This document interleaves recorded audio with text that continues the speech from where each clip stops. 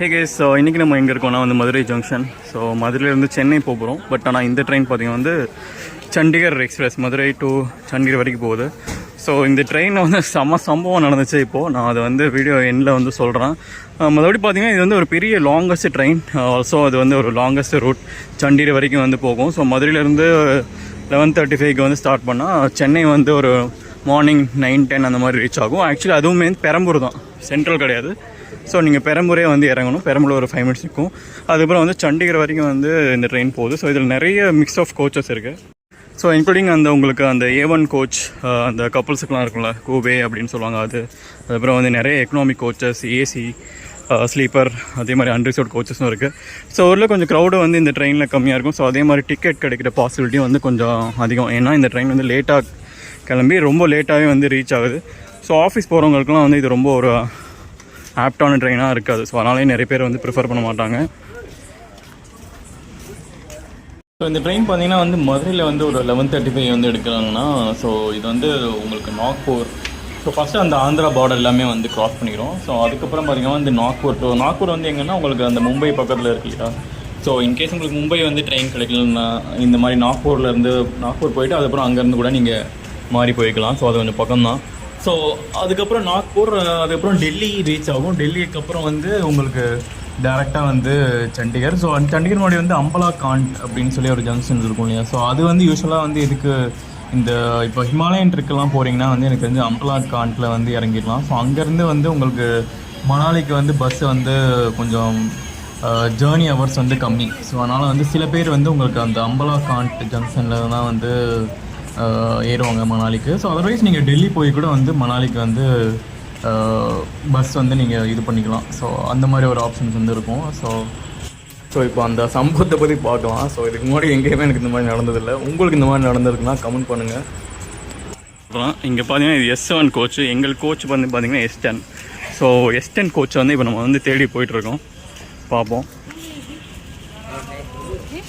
So இது வந்து S8. ஆனால் இது வந்து ட்ரெயின் பார்த்திங்கன்னா 7th பிளாட்ஃபார்மில் நிற்கிது. பட் இது ரொம்ப லென்த்தும் கூட ட்ரெயின். பட் வழி இல்லை. ஸோ இது வந்து இப்போது S9. சம்பவத்தை மட்டும் பாருங்கள், செம வேடிக்கையாக இருக்கும். Full guaranteed. IRCTCயோட நிலைமை வந்து இப்படி தான் இருக்குது. இதுக்கப்புறம் எந்த ஒரு S10மே இல்லை. நான் டிக்கெட் வந்து உங்களுக்கு காமிக்கிறேன். ஸோ இது வந்து அன்ரிசர்வ். அந்த சைட் பார்த்திங்கன்னா அந்த luggage and break room. So இதோடு வந்து முடியுது. ஸோ நாங்கள் கொஞ்சம் சீக்கிரமாக வந்தனால ஒரு ப்ராப்ளம் வந்து இது ரிசால்வ் பண்ணிட்டோம். நான் போய் டேரெக்டாக டிடியை காண்டாக்ட் பண்ணி எங்களுக்கு வந்து வேறு கோச் வந்து அலோகேட் பண்ணியிருந்தாங்க. ஸோ PNR நம்பர் வச்சுருந்தா பெட்டராக இருக்கும். ஸோ இதுதான் வந்து அந்த பெரிய சம்பவம். ஏன்னா இந்த மாதிரி தக்கல்லவும் போட்டோம், அதுவும் இத்தனைக்கும். ஸோ S10 வந்துருந்தது, இப்போ வந்து S5 அப்படின்னு சொல்கிறாங்க. ஸோ இந்த ட்ரெயின் வந்து கொஞ்சம் பார்த்து புக் பண்ணிக்கலாம்.